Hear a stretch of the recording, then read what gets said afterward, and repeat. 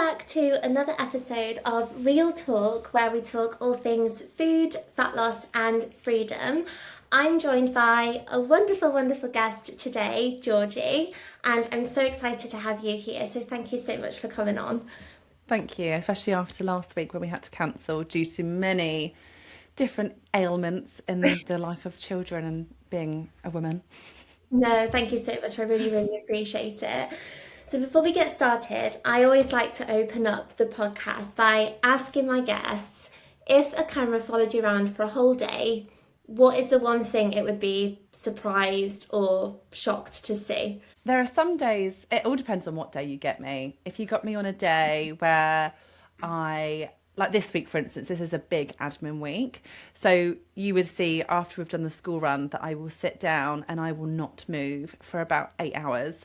I might get up to go for a wee and then I'll sit back down. And then there are other days where I've done 2 loads of washing before 8 o'clock in the morning and I've prepped different things, but I think it all depends on what week you get me.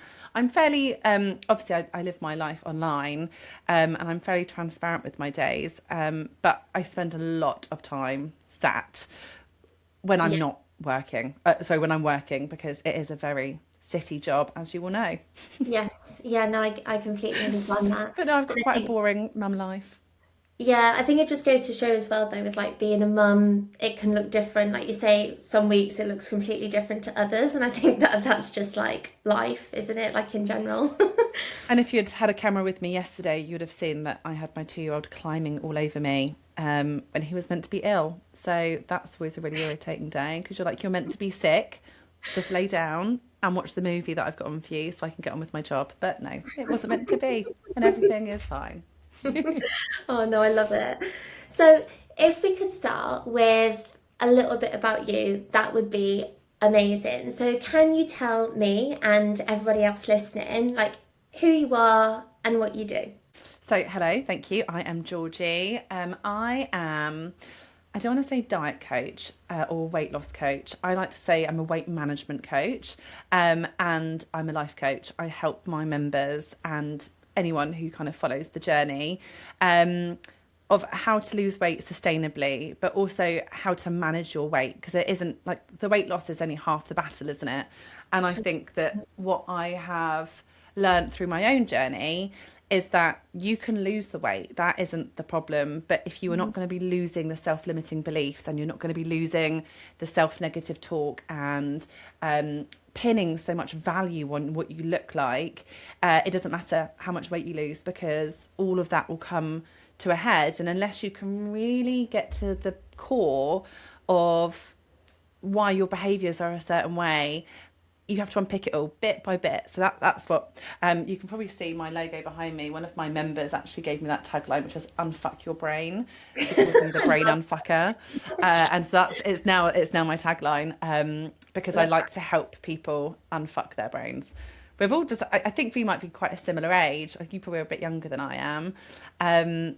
And we were of the culture where skinny was king, and it was the Kellogg's K diet, and it was Slim Fast, and it was oh god, the aloe vera shot diet, and it was always just like skinny is better. And obviously we had started to get away from that kind of narrative, and sadly we're heading back into heroin chic again. But I think as part of that, when we were growing up, that's what we have been conditioned to believe is what beautiful is and what makes you worthy.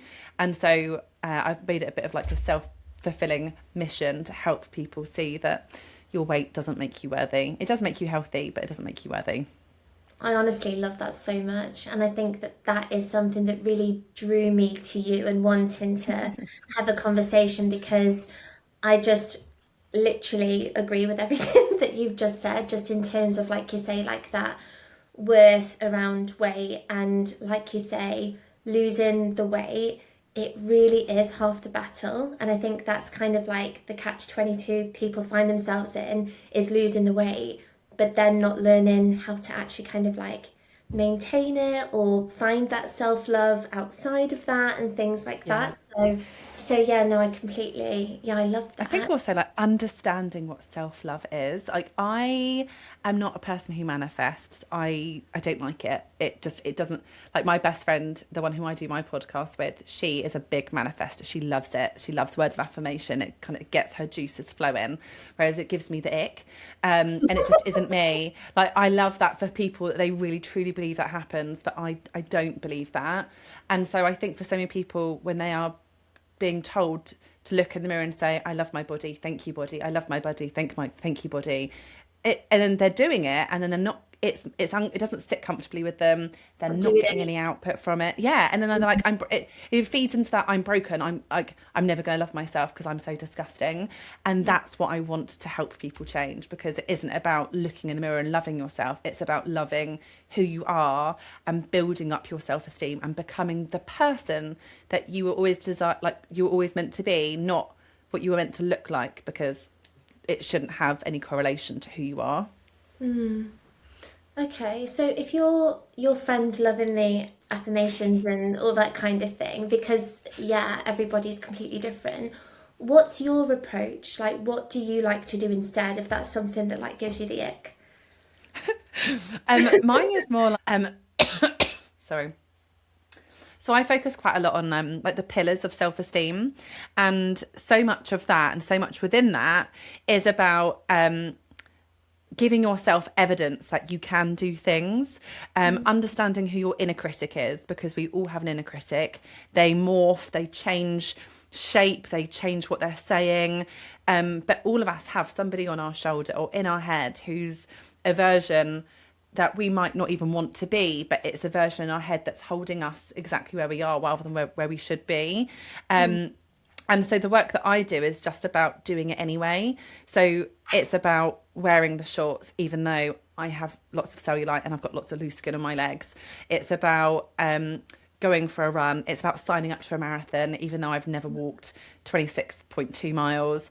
And it's about just building up all of these teeny tiny pieces of evidence that feed into your self-esteem that will truly make a difference. And just telling, like, if I'm doing a run, I'll often go, come on, girl, like, come on, last bit, keep going. And I just psych myself up being my own hype girl. And I think a lot of that as well is like breaking the victim culture. So many of us are victims Oh of our God. own lives. Yeah. And like, it feels like life is happening to us all the time. Like we are trapped in our life, but we're not. And as soon as we start to realize the control and power that we hold, and we start to build back up our self-esteem, it helps unlock so many different parts. So mine's about like lots about internal work, and just like I drink a lot of water. So if I say today I'm going to drink 7 litres of water, then I will drink 7 litres of water. And internally, even though it doesn't feel like a big deal, internally I'm giving myself evidence that I follow through on what I say I'm going to do, which in turn feeds the whole cycle of like a self-fulfilling prophecy. Like you can do it, and you don't need to love yourself to do that, because you're loving yourself internally by proving yourself you can.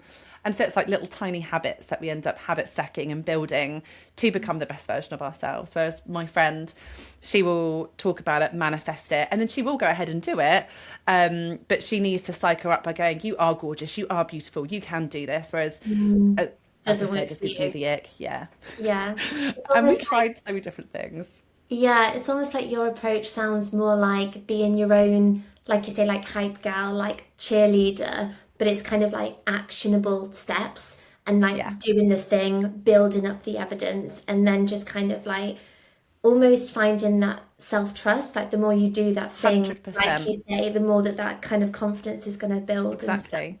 The more you trust yourself, and the more you follow through on what you'll say you're going to do, the more that you do love yourself, because you are who you believe you are and who you want to be. And if you're doing things that don't sit well with who you are, then that's what you need to change. And it doesn't matter how much weight you lose, if you are living a life that is a lie to yourself, and you're still having these victim thoughts, and you're still holding on to locked trauma, and using it to fuel your victimhood, you will never be able to succeed, because you're always going to be held back by that. And so that's what I'm not a therapist by any stretch, but I am really good at reading people, and I love working with people. And I did my first retreat last year, and the women who came, we was like 15 of us in total, and we had this gorgeous little house in Devon.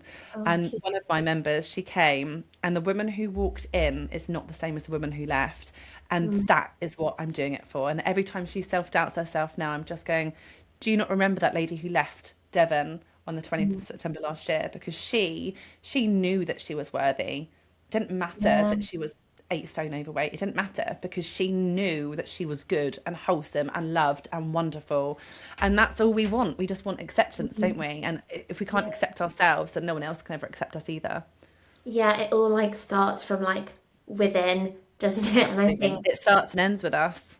yeah, yeah, no, definitely. And I love the kind of like emphasis on the mindset and things like that, because like it's very similar to you. I believe that that's the work that can literally be transformational, groundbreaking, however you want to label it. Like it Absolutely. can make the biggest difference on your life, like Yeah. literally.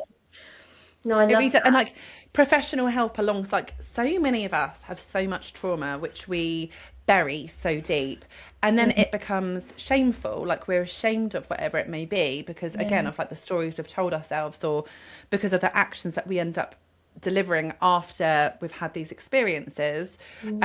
um and if we can't seek help and be honest in those moments, then it's all linked. But weight is often so much linked to unmet needs and feeling undesirable and not enjoying who we are and not liking ourselves.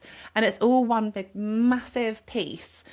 And it all has to work in harmony. So, yeah, I can help you lose weight, but if you want to keep it off, you have to do the work, because Yeah. this is the Yeah. work that Because will it's make never you actually, happier. yeah. Yeah, Yeah. you can be skinny and unhealthy because you're so full of hatred and anger and anguish, and the amount of damage that that level of stress and strain does to our bodies internally. It doesn't matter if you're skinny or if you're 20 stone. It doesn't matter. Whereas if you are 20 stone but you are healthy on the inside, it then means that you can lose weight, and you will be healthy internally and externally, because like if fulfillment has to be internal fulfillment before you're ever going to get external fulfillment. Yeah. And so yeah, it's all about what is within us and how we unlock it and how we trust people to work through it. Yeah, I love that because it's never about the, like you say, the feelings of feeling like unworthy or not loved. Like it all comes from somewhere deeper. Yeah. So, okay, so And people need therapy for that, for sure. I think everyone should do it. It's a very expensive thing, but I think if you're deep in trauma, then it's worth the expense. If you are just a normal person who has usual life shit that happens every day, then rather than getting a takeaway once a month, spend 50 quid on therapy once a month. And the difference it's going to do, again, for your self-esteem, your self-worth, and just having someone who isn't involved in your life helping you work through some of the big stuff, because we all have big stuff every single day, like these big decisions that we have to work on and do, and it does feel like so much pressure. And I think having a therapist there. love that. So going back to what you said about more that you see yourself as like a weight management kind of coach rather than weight loss and things like that. What do you feel like, and if we just kind of go way back, as far back as you want to go, what did your own journey actually look like in the beginning? Like what led you down to doing what you're doing today? I mean, how long have we got? I will try and shorten it as much as possible. Okay, we've got Um, time. I never used to be like, I'm really tall, so I'm 6 foot. I'm the smallest in my family, but we're a very tall Oh wow, family. really? And so when I was growing up, I always felt bigger than everybody because I was 6 foot Your and they height. weren't. I had my period started when I was 8. I had double D booze by the time I was 13. Like Wow. I was always like physically bigger than I should, like than everyone else. And so I guess I always felt like I didn't fit in. But I was a healthy way. And I remember I did like the Cambridge diet like everyone else did when I was like 17, and then I did the aloe vera diet, and then I met my husband, and then my mum died, which was hugely traumatic, 6 weeks before we were due to get married. And after she died, I went into like a bit of a self-destruct mode for many years. Like my life became about drinking, drugs, and weekends. So I'd work Monday through to Friday, but Thursday night I worked in sales, would go out on the razzle dazzle. That would turn into Friday. My husband would always join us. He was like an honorary employee. Wherever I worked, he would just come and be part of the group. And yeah, our house was a party house, and it was great. Like we used to have like 4 or 5 holidays a year, and we just ate, drank, repeat. And then before I knew it, my weight was just piling on. And I'm a really sweaty person. Like if I'm walking anywhere, I sweat. And I started to get myself into such a kerfuffle that, because my best friend at the time, she didn't sweat, and she was also plus size. And so we'd go to the gym, I would be dripping and bright red, and she would have a full fringe, and she'd be like, oh, a little bit hot. And I was like, what the fuck is that? Yeah, like dab, and I'm like needing a bucket to carry all my water because I'm literally dripping. And so it became a thing that I stopped walking anywhere, because I mean, I could walk to work at the time in like 8 minutes, but I wouldn't. I would drive, because that 8 minutes I would get to work and be sweaty. And I always would think that people would think it's because I was fat. And so you start to do all of these like little things, don't you, to kind of like, you cut the sizes out of your clothes, and you kind of make the fat joke before someone else does, so that you're not the butt of the joke. But because you're like being this comedian, it kind of softens the blow when people are really thinking that you are overweight. Yeah. And like, I'm tall, so I was really overweight, and I hadn't really realised. And then I had my son, and he was born 4 weeks before our first lockdown, and I had a terrible pregnancy with him. I had hyperemesis, which is severe morning sickness. I was sick like 14 times a day for 6 months. And so although I was sick all that time, like my last trimester when I stopped being sick, I managed to gain 2.5 stone, which is so normal in pregnancy. But I was really, really, really unwell. My mum was a midwife, and I think we'd always planned like to have my babies together, like she'd always be with me. And because she was a midwife and a nurse in the area that I live, everyone that I would see would be like, oh, your mum should be here. And so I ended up having like quite severe prenatal depression, and I was quite suicidal, and I was petrified that everyone was trying to take him away from me. And so I didn't tell any professionals how I was feeling. I didn't talk to them about like the extent of like suicidal thoughts, because I was so sure that everyone was going to try and take him from me. And of course they weren't. And at the time it was completely irrational, but that's just where my brain was at. And so by the time that I had him, he was born in February, and I can literally remember the moment that I went and weighed myself and then measured it on my phone. And I would never tell anybody how much I weighed. Like, no one knew. It was a taboo topic. We didn't discuss it. I mean, again, because I'm much broader and taller than most of my friends, I'd always weigh more than them. And like their goal weight would be like my maintaining weight. And I used to have so much shame attached to that. Like everything just felt so shameful. Yeah. And so I weighed myself, and I was 21 stone 12, and I'd had a C-section, and I could feel it. I remember looking down and being like, oh, you're disgusting. So we went back to Slimming World, and we did Weight Watchers, and we did all the things. And I'd done it so many times, and like, it's so confusing, like points and sins, and I want to have some ketchup, but I don't have my app on me. How many sins is this? And it just became way too much. And then 2021 turned around, so I was like, right, I'm going to lose weight this year. Started boot camp, started exercise, but I was 22 stone. And so it was really, really hard work. Yeah. But after 6 months, I'd lost like 1.5 stone. And my best friend, I had like a little Instagram account for like weaning my son.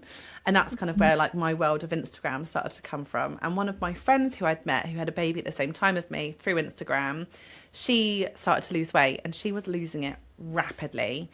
And we were going on holiday, and I was like, I could lose a stone. Yeah, I could do it, losing a stone.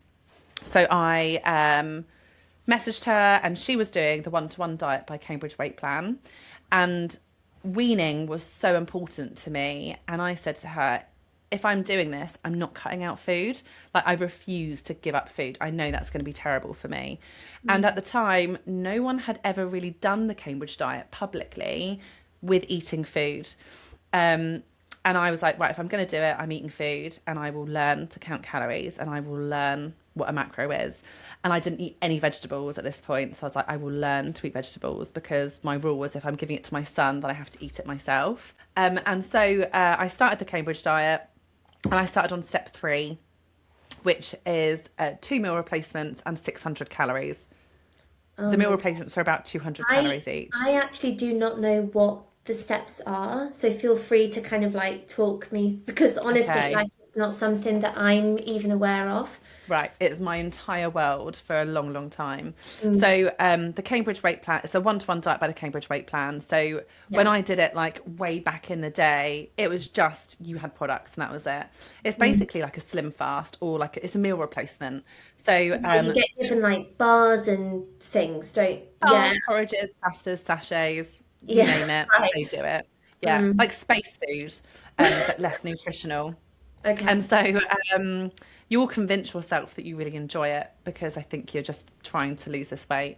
It was really successful, but people always used to do it for only meal replacements. And so you have step 1A, which is 3 products a day, so 600 calories. Then you have step 1B, which is 4 products a day, which is 800 calories. And that is what everyone pretty much knew the diet as. Then you've got step 2, which is 3 products and a 200 calorie meal. Then you have step 3, which is 2 products and a 600 calorie meal. And then step 4, which is 2 products and 800 calories.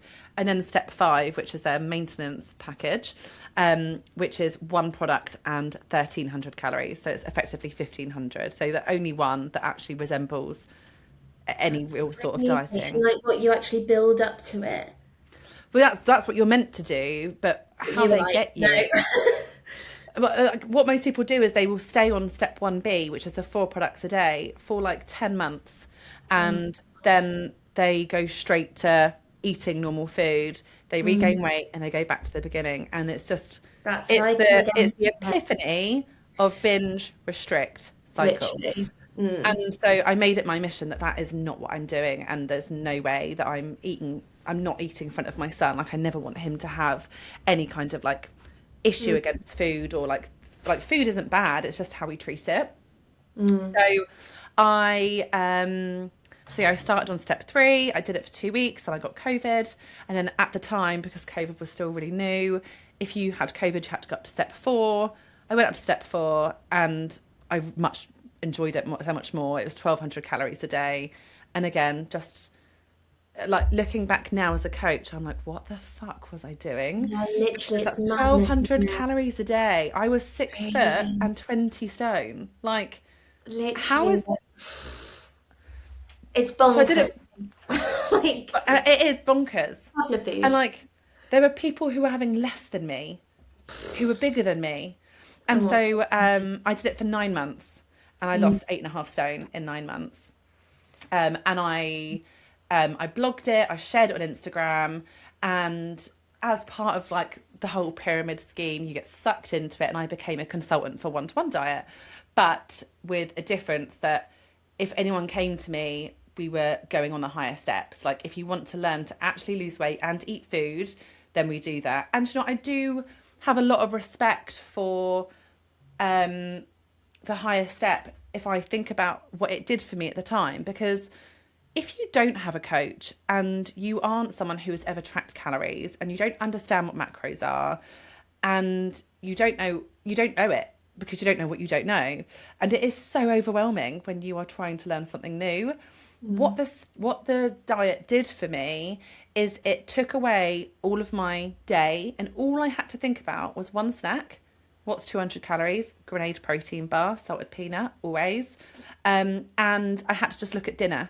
And I had to make a dinner for 600 calories that was high in protein, incorporated veg. And so it gave me the opportunity to really learn how to track calories 1 meal at a time. And that ended up becoming how I was selling it to people is like, I can help you learn how to eat one meal at a time. You can lose weight, and each time we learn a bit more, we can then add another meal in.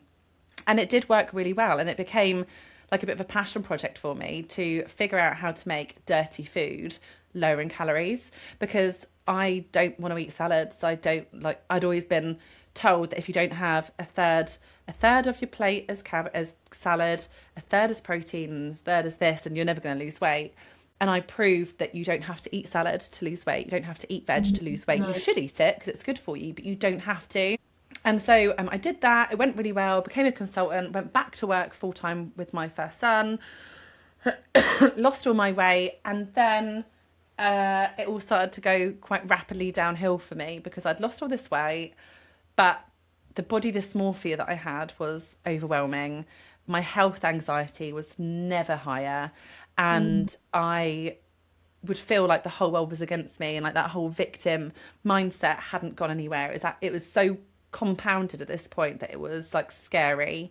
My story about my weight loss was starting to get some like press headlines, and the press reached out to me, and I did a story with them, but they released it without my approval, and it had so many like non-factual things in there. Inaccuracies.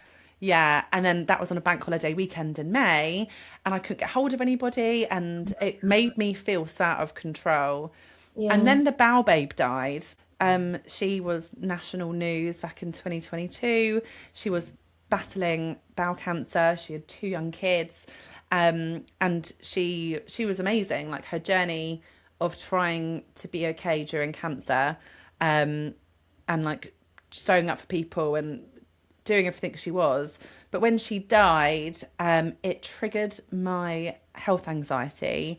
Like I remember just slumping onto the edge of my bed and having a full-blown panic attack. I couldn't breathe.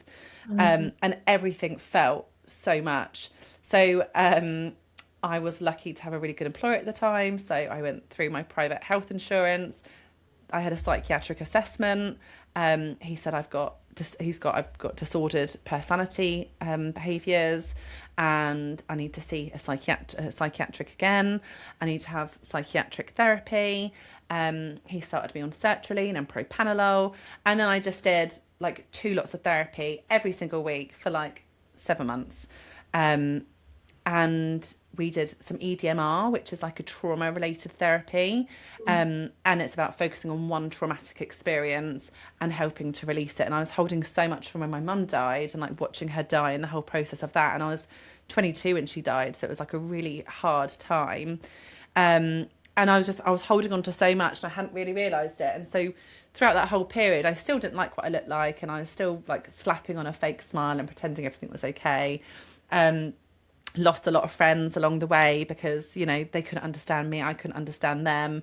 It felt like I'd lost weight and everyone was against me.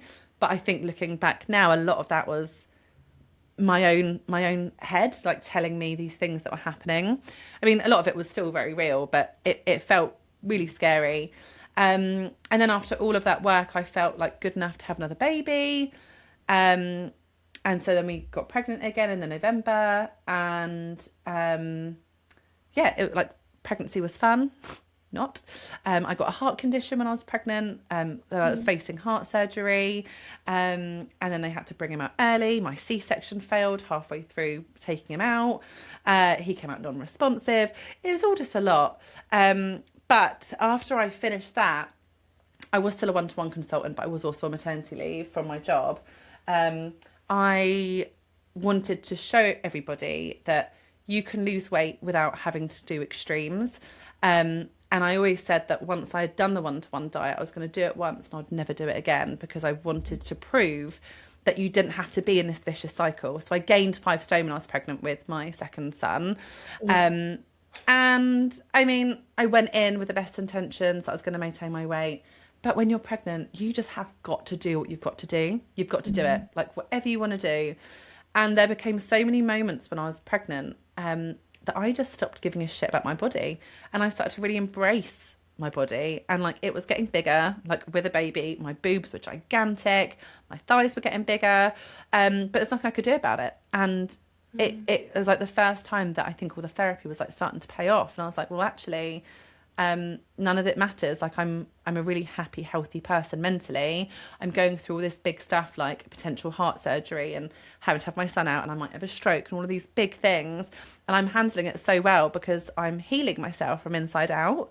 Yeah. And so then I had him, I'd got back up to 18.5 stone. And I was like, right, now is the time to show everyone that we don't have to do extremes. And so I started postpartum weight loss diaries on Instagram, and I just weighed once a month. I didn't even care about the scales. It was about how my clothes fit, how my measurements are fitting. I was breastfeeding, and I was like, so there's just no point like obsessing with a scale, a number that actually means jack shit. People really bought into the journey. And as I say, I was still a one-to-one consultant. And then I would share what I'm having for dinner most weeks, and everyone would go, need a recipe book, send us a recipe book, we want to have more information. So I decided to launch an Instagram subscription. You know, some like the influencer accounts you can pay to have pay to subscribe to their page.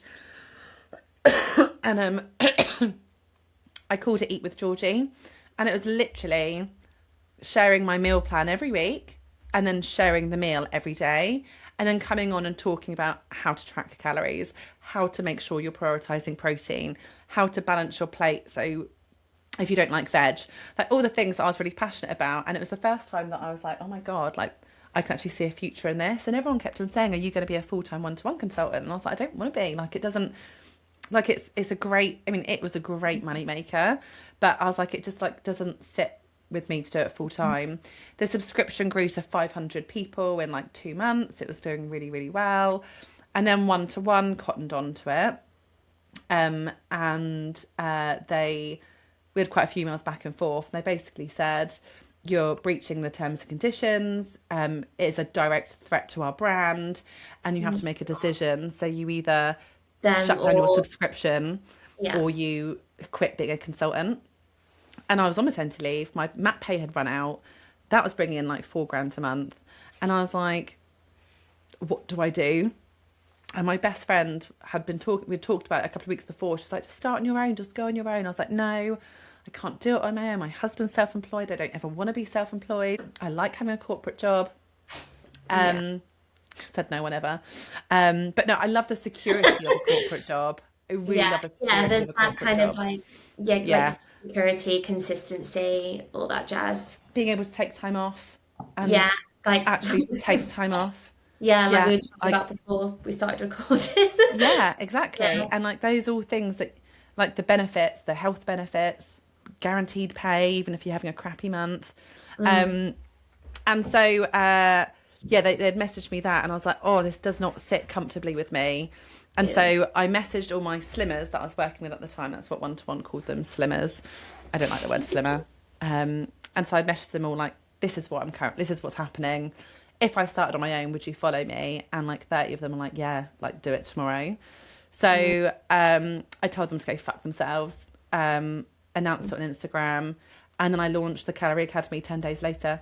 And within a week, I had 60 people sign up. And then I had to close the books because I was manually writing 60 personalised meal plans with a 7-month-old baby and a 4-year-old. And I was literally living on like an hour and a half sleep a night.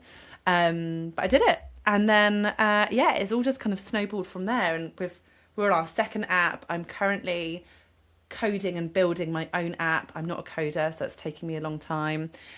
Because what I want doesn't exist in the market. Like, my audience, a lot of my audience are people who have done the Cambridge diet. They believe that restriction is the answer. They believe that they are all or nothing. They believe that they have all of these self-limiting beliefs. That is who my audience is. And I want to create an app that helps them at every stage. And it's so intuitive and it understands them. And so, that's kind of like, that was 2 years ago. We've just had our 2-year birthday. And it's wild. It just goes wild, doesn't it? How things just, like you say, like just kind of like snowball, because it's just not something from what you've kind of shared there that you thought about or even kind of like considered like going into, and then it's like stemmed. And this is what I find so interesting talking to people like yourself, talking to people in the space and coaches, is that 99% of the time it's because of like an actual personal experience that's then kind of like evolved into what you do, which I just want to say, sort of like, before we move on to anything else, just thank you for sharing, because you shared a lot there. And I know, sorry, I told you it was going to be a while. yeah, my goodness, like, yeah, no, I really appreciate just the honesty and things, because obviously between like losing your mum and then like the pregnancies and your heart condition as well, like I saw an Instagram post where that's better now and everything, and I was like, Yeah, oh, so I've so good. reversed that. Yeah, So and like they that's literally called amazing me. because They called me to book in my surgery, and I'd gone privately, again through my work, and they were like, "Yeah, you don't need surgery. Like you're cleared. that's You've so reversed it." amazing, isn't it? That's so Yeah, amazing. like Yeah. what more can you ask for?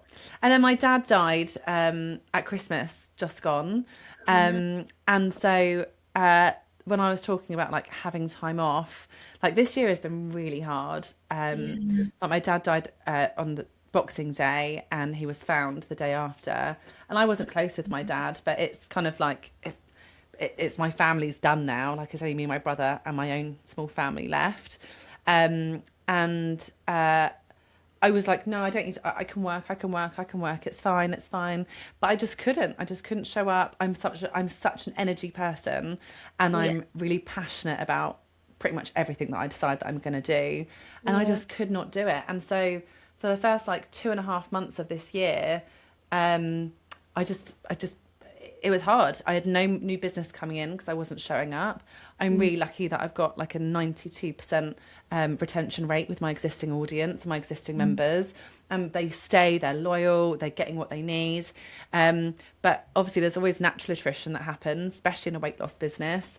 Yeah, this year has been savage. And it has been at points thinking, fuck, this is why staying corporate it is easier because Yeah. It's you not can like the easy, you didn't go for the easy route. Like, obviously, you no, went for something that you were passionate about. And when it came to that decision, you made that decision, but it doesn't mean that you took the easy route, And it's the same no with even thinking about like what I did before. Like, I was, a teacher, teacher. and yeah, I know. I know we spoke about this before, being, riddled with germs and all the things, but with teaching, even though that was quite difficult in itself, I mean, it came with, as you can imagine, a wide range of different challenges. But one of them being that the job that I would kind of like go for and get, they were quite clever with making it like a maternity cover or like a year contract. So again, like, I know what you mean with the stability, because it was like once that was kind of like secured, it was like, oh, I'm good Yeah, now for the year. I know what I'm getting every month. I know like this, that, and the other. I know what my sick days are, and like you say, like it's not easy, and especially when you're going through, like you say, like trauma, loss, illnesses, which we were talking about before. It's like it's hard because you've got keep to show going. up. Yeah, you've just got to keep going. But And everyone's like, oh, take a break, you've got to look after yourself. And it's like, look, Sandra, I hear you and I agree with you, but looking after myself doesn't keep a roof over my children's head. It doesn't mean that they're going to get fed. It doesn't mean that it, like, the practicalities of it, like I do get that, but especially like in the first, like, I think they say that small businesses will often fail in the first 3 years. And so all the time that you take out in those 3 years was all kind of like leading into a bigger picture. And so you have to really just keep going for it. And my inner critic always tells me that my business is going to fail, always tells me that I can't be self-employed, always tells me that my luck is going to run out at some point. And so I'm constantly fighting with my inner critic going, shut the fuck up, Chloe. Her name is Chloe. Shut up, Chloe. You I don't know should what you're name talking about. mine. Yeah, you name her and you go on to ChatGPT and you build what she looks like. So I know exactly what this bitch looks like. And so This is when you're such fighting, you know exactly who you're talking to. You can visualize. So like, you can clearly see, I don't want your life. Like yeah, like your shut life the is fuck external up. fulfillment. I'm going for internal fulfillment. And it's just constantly having to reassure myself. Like while Yeah. she's going for coffee because her husband's a neurosurgeon and makes all the money. While she's on her yoga Pilates morning, sitting there having a oat chai latte espresso, she's judging me. And I'm like, no, no, Chloe, you do not deserve space here. Like, it's going to be okay. It's just tough. It's just tough. Where did Chloe come from? Was that What just like the a in, random name that you kind of like, do you know what I mean? We Yeah, just, the Chloe Chloe. was just a name. Yeah. If I Mm. think about yeah, there isn't anyone that I've ever had called Chloe. I don't know. She just looks like a Chloe. I don't know. This is She's so perfect. She interesting. looks perfect. Mm. And she has perfect legs, and my legs are my biggest insecurity since losing so much weight. Even before losing weight, Mm. my body's really disproportionate. I've got a really long body. I'm 6 foot, but I've got 32 regular legs. I've got long thighs, short calves, tiny waist, massive boobs, and so like my proportions aren't a classic proportion. Whereas Mm. Chloe, she has perfect double D boobs, just a perfectly round. She didn't breastfeed, so they're really pert. She has a perfect hourglass. She wears cycling shorts with her perfect leg. She wears the newest New Balance trainers. She has the car that I want. She's got the bay-fronted house that I want. I love But specific, like this is yeah, so specific, like down but to she's like a cunt, who's and she that's the with. difference, Georgie. She is so miserable that she has all of this stuff because she has no internal fulfillment. She has always nasty thoughts about people. She looks the part, but she Mm. is not a nice person. And that's why she is angry and jealous of me. It's not that I'm jealous of her. She's jealous of me because I decide I'm going to do something. I'm going to do it anyway. And this is like the whole story that you have to build. Like it become like this person is, they are real, and the more that you can personify them and make them human, the easier they are to go, hang on, you don't even Yeah. have a job. I am Like, honestly like, I just think that that is such an incredible perspective, and I'm totally going to build my own like inner critic person on the back of this call because I think that, like you say, like visually being a rather than it just being like a voice somewhere inside and that doubt or that, like we were talking about it, limiting beliefs coming in, it's yeah, like actually like this is what she looks like. This is like she this needs is to, her beliefs as well. And yeah. like, I will send you my brief. I did a whole deck on it with my members a while ago on like, like who is your inner critic. So I'll send you Yeah, the full please do. That'd deck. be amazing. And yeah, like, so what is their self-limiting belief? What are their actual beliefs? Why do they believe that? What is the life that they're living? And Mm, you have to really think about it. It took me some time to really try and think about who she was, because the inner mm, critic that used to rule my life was a very different person. yeah. And Chloe has only really kind of surfaced since I've started my business. And she is loud, but I am louder.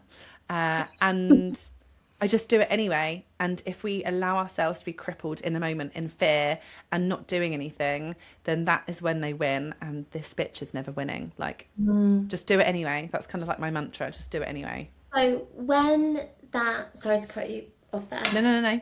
when you get that doubt that comes in about like business and it failing or whatever that thing might be, what are your like steps? Like, do you like talk to her? Do you journal? Do you just action and just go and do the thing anyway? Like, Just because action. I can obviously like, I'm relating to what obviously like you're talking about here. I think it can be quite like a common thing. Do you know what I mean? So It really is. One of my interested. members, also called Jodie, Hmm, she is great such a name. visual person. Great name, great person. She is really visual. So like if she's having a really bad moment of her inner critic like really being loud, she Mm, will take it back to her saved area in ChatGPT, and she will converse the two sides of the conversation until she gets it all out, and then she's like, done, move on. Almost like a version of journaling. mm, And she will say to ChatGPT first, I need you to be Maureen. That's what her inner critic is called. I need you to be Maureen, and let's converse about this. And then you end up having this conversation. And I mm, think it is actually really healthy to acknowledge that you have got someone talking to you in your head, because all of us do. That's like literally what our drivers are in life. Yeah. And to be able to go, yeah, I hear you. That doesn't mean it's not gonna stop me. I tend to pivot. So if there was a while ago where I think it was quite recent, not so, it's quite recently, where I'd got into my head about being on Instagram again. Like, your content's not performing, no one's interested. Like, yeah, like I told you it was going to run out. I told you were going to run out. And I was like, right, fuck you. Let me look at this a bit more, because it isn't what it was when I started my Instagram a couple of years ago. You can't just whack on a trending sounds and it go viral. You have to really work at it now. It involves like Really fucking work at it. Yeah. yeah. And the buying process is so different now to, again, like when I started up my business 2 years ago, people would just buy instantly because it's almost like the value that I was giving online all the time and the trust. Whereas now with like Manjaro and with so much conflicting information, the buying cycle is so much slower. And so it's just reaffirming that and understanding that and go, okay, right, if this is the buying cycle, let's remap my process. Like, where am I? What am I doing? What do I want? What are my goals? And what am I doing this for? And as long as I just keep reminding myself and then just doing it anyway, that's what does it for me. It's just doing it.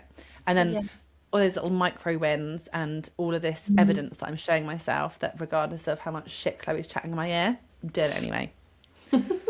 Interested to see who yours is. Yeah, me too. But no, I honestly find that so interesting. Thinking about like your Instagram, I saw like the project me that you're doing. Can you tell me like a bit about that? Like, what sparked that? Was that kind of wanting to get back onto Instagram and showing the journey of what you're doing now? I'm trying to think when that was from. I think that might have been from last year. I do this, so like the thing that I struggle with the most is like I'm really disciplined when I want to be, and I control my discipline by like not having things around me which are triggers. But when it comes to moving my body and exercise, I have all these wild goals, but I cannot do it consistently. I just can't. I will do it really well for like 3 months and then I'll get sick, or one of the kids will get sick. And then it takes me so long to get back to it. Whereas with diet, and then it doesn't happen again. Or like my goal was to be able to do a pull-up so I could do the monkey bars at the park, and like so my son doesn't think I'm weak, and I can now do the monkey bars. I still can't do a pull-up, but that was my goal. It's like, right, I've done it and now I can just forget about it, but I really want to be able to do like a full body weight pull-up. I don't know why, I just do. I just do. Monkey bars used to like kill my hands. Yeah, they hurt your hands. I know. Blisters and Lucky they're quite short, so you can just do it quite quick.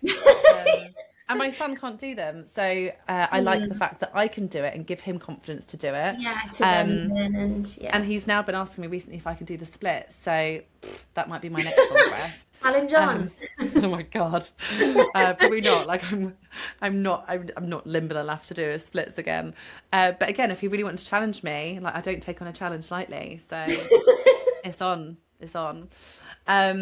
I really struggle with consistency with exercise, and it's frustrating because it makes me feel so good and I really enjoy it and I love the changes that it does to my body, and it's so good for my mental health, but it is the first thing to drop when I'm overwhelmed.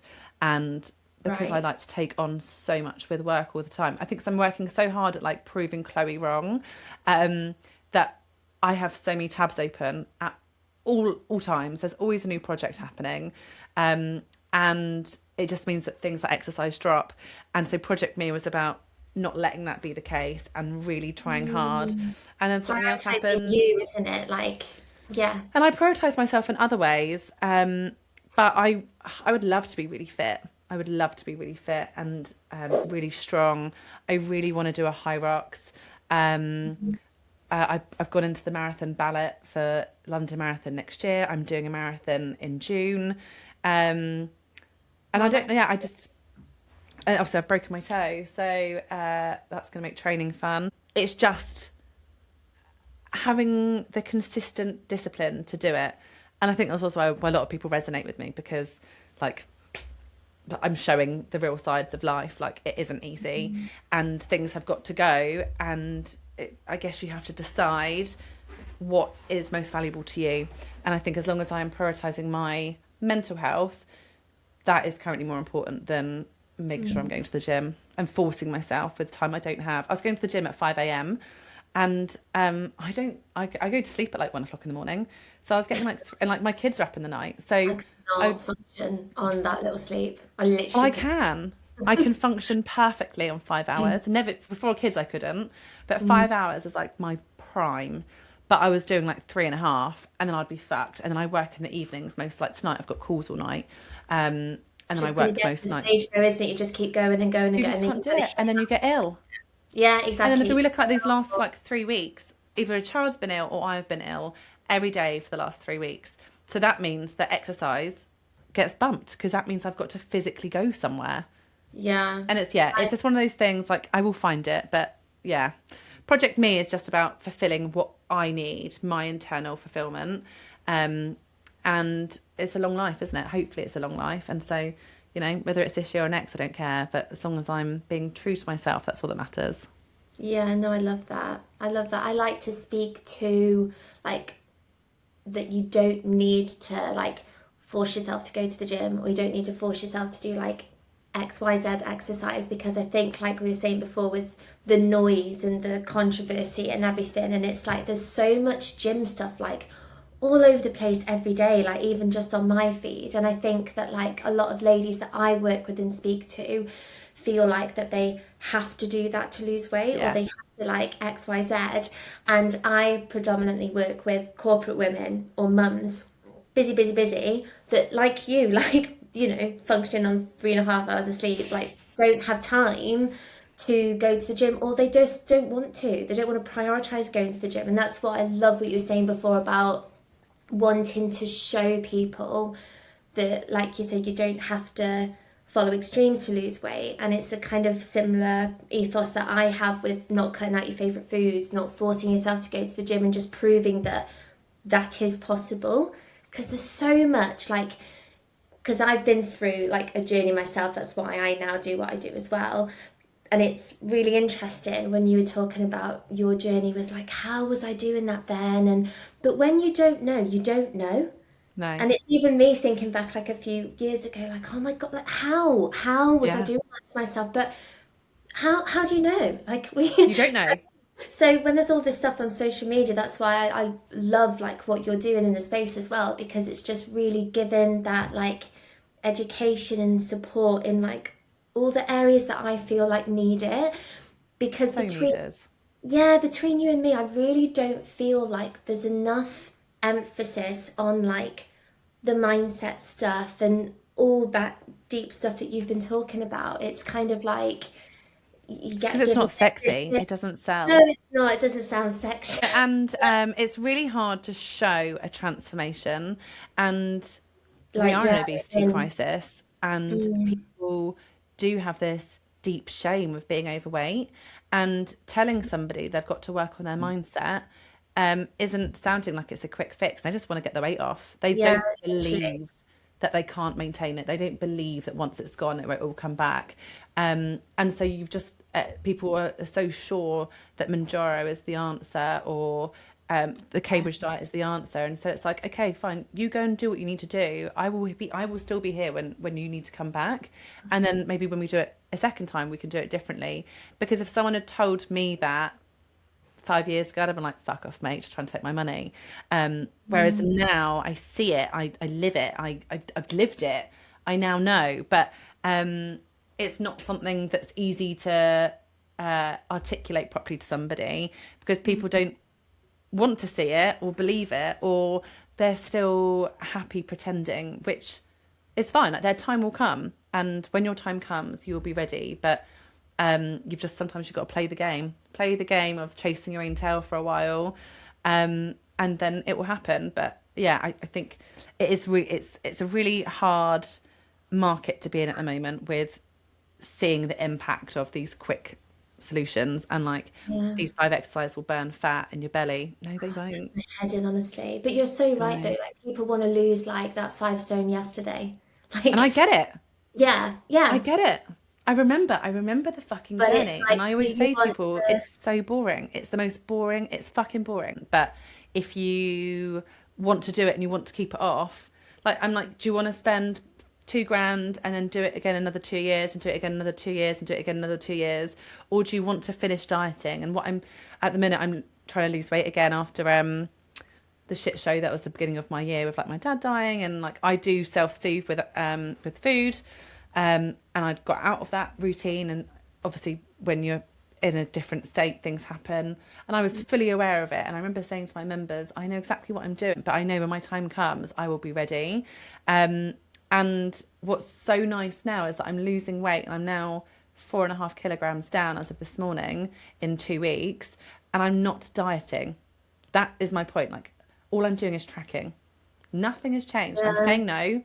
I'm parenting myself and saying, no, you can't have a chocolate bar before dinner. You can't have this because of this reason. I'm parenting myself. And the weight is coming off, and I'm not dieting. And that is what I find really special. Like, yes, on paper, I am dieting because I'm in a deficit, but I'm not dieting. And it's how it yeah, makes me feel. And that's all that matters. yeah. No, I love that. And I'm doing my bit. Like, same as when I was doing one-to-one, is I didn't agree with a lot of what other people were doing, but I just stayed in my corner. I was doing my bit and I was making a difference. And that's the legacy I want to leave. I want to leave that I'm following my own moral code, and I'm doing it anyway. Hopefully one day I'll be a multimillionaire, but if not, then it's fine.